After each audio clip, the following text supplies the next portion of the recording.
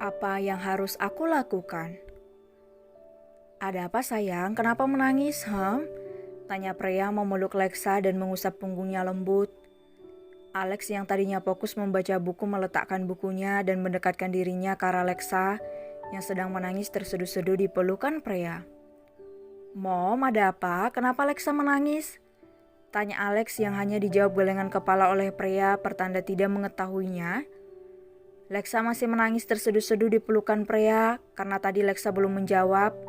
Freya mencoba bertanya kembali dengan suara sangat lembut. Setelah Lexa sedikit tenang dan tangisnya sedikit mereda. Sayang, ucapan Freya terhenti karena Lexa memotong perkataannya. Mommy, ibu itu bilang Lexa tidak punya ayah. Lexa nggak boleh main sama anaknya ibu itu. Apa salah Lexa, Mom? Kenapa ibu itu marah sama Lexa karena tidak punya ayah? Sendu Lexa mengadu dengan sesegukan berkata pada Freya tentang apa yang dia dengar dari ibu tadi. Lagi-lagi Freya diam membisu, pikirannya sudah entah berada di mana. Dia tidak bisa menjawab pertanyaan yang dilontarkan oleh Lexa.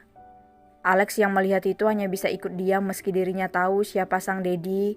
Tapi mana mungkin ada yang percaya dengan ucapan anak kecil 5 tahun. Apalagi mominya yang tidak mengetahui siapa pria itu.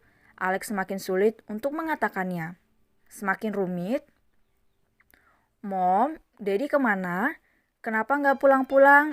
Apa Dedi tidak kangen sama Lexa, Mommy dan Kak Alex? Tanya Lexa lagi karena Mommy belum menjawab pertanyaan yang dirinya lontarkan. Pria yang diam membisu, hatinya juga terluka. Tapi apa yang harus dia perbuat? Sekarang banyak sisi yang harus dipikirkan. Kakak bohong sama Lexa. Sampai kapan Dedi akan pulang? Kakak bilang sebentar lagi, tapi apa? Dedi nggak pulang, Kak? Tangisnya semakin pecah. Lexa sudah tidak bisa menahannya lagi. Dia sudah sangat bersabar untuk ukuran anak kecil seperti dirinya mendengar kata anak haram dari mulut orang-orang. Tiba-tiba Lexa berdiri dan berlari, membuat Freya dan Alex kelimpungan mengejar Lexa yang memang gesit saat berlari. Sayang, tunggu Mommy, nak. Freya ikut berlari mengejar Lexa yang sudah menjauh dibarengi Alex yang juga ikut berlari mengejar adiknya itu. Alex, kamu kembali ke tempat tadi, tunggu Mommy di sana ya, jangan kemana-mana, ucap Freya pada Alex yang berada di sampingnya. Baik, Mom. Alex berhenti berlari dan kembali ke tempat dia duduk tadi sambil membereskan barang di sana. Alex sudah tahu jika sang Dedi berada di sana, namun dia diam. Alex ingin tahu sejauh mana Dedinya berusaha. Berusaha bagaimana mendapatkan apa yang seharusnya menjadi miliknya. Alex tersenyum tipis melihat ke arah sang Dedi yang juga ikut berlari meski dari jauh. Di balik pohon, Alexo mendengar semuanya. Ada rasa marah bercampur sedih menyaksikan bagaimana kehidupan mereka bertiga. Ternyata banyak orang yang tidak menyukai status mereka bertiga. Alexo pun mematung di balik pohon memikirkan semuanya. Kesalahannya sungguh sangat besar pada ketiga orang tersebut, hingga dia tersadar karena pria berteriak memanggil Lexa yang sudah berlari menjauh darinya. Apa yang harus aku lakukan? Alexo ikut berlari mengikuti Lexa dan pria dari jauh agar tidak ketahuan. Tanpa dia sadari sendiri, ada seseorang yang memperhatikannya di bawah pohon. Sedangkan Lexa yang sudah lelah berlari sambil menangis kemudian duduk di bangku yang jauh dari taman. Iya, dia berlari terlalu jauh dan keluar dari area taman. Hiks. Lexa menghapus air matanya yang terus jatuh di pipi kecilnya. Kakak bohong, gumamnya sambil terus menangis sesegukan. Tiba-tiba ada seseorang yang duduk di sampingnya. Seorang pria yang memakai topi serta masker menutupi seluruh wajahnya, hanya menyisakan mata yang terlihat oleh Lexa. Hai gadis cantik, kenapa menangis di sini sendirian? Ucapnya lembut menatap ke arah mata Lexa yang terus mengeluarkan air mata. Orang itu tidak tega. Bukan urusan Om. Kutus Lexa yang masih sesegukan pada orang yang tidak dia kenal. Momimu kemana, Ham? Tanpa menghiraukan ucapan Leksa yang ketus, orang itu berusaha bersikap tenang. Entah dari mana ketenangan dan juga kelembutannya itu. "Om penculik anak ya?" tanya Leksa ketus dan melihat orang itu dari atas ke bawah. Penampilannya sungguh aneh menurut Leksa, memang seperti penculik sih. "Ganteng-ganteng gini dibilang penculik, kalau kamu diculik sama om mau?" tanya orang itu lagi. "Boleh tapi..."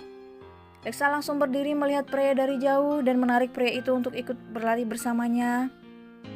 "Kenapa harus berlari? Nanti om disangka penculik anak beneran loh," ucapnya di sela dia berlari.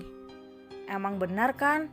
Om tadi nawarin berarti om emang penculik," ucap Leksa. Dirinya sudah berhenti menangis dan fokus berlari sambil memegang tangan orang itu dengan kencang. Ada rasa aneh yang Leksa rasakan, namun kejeniusannya pun tidak berguna sekarang, malah entah kemana perginya.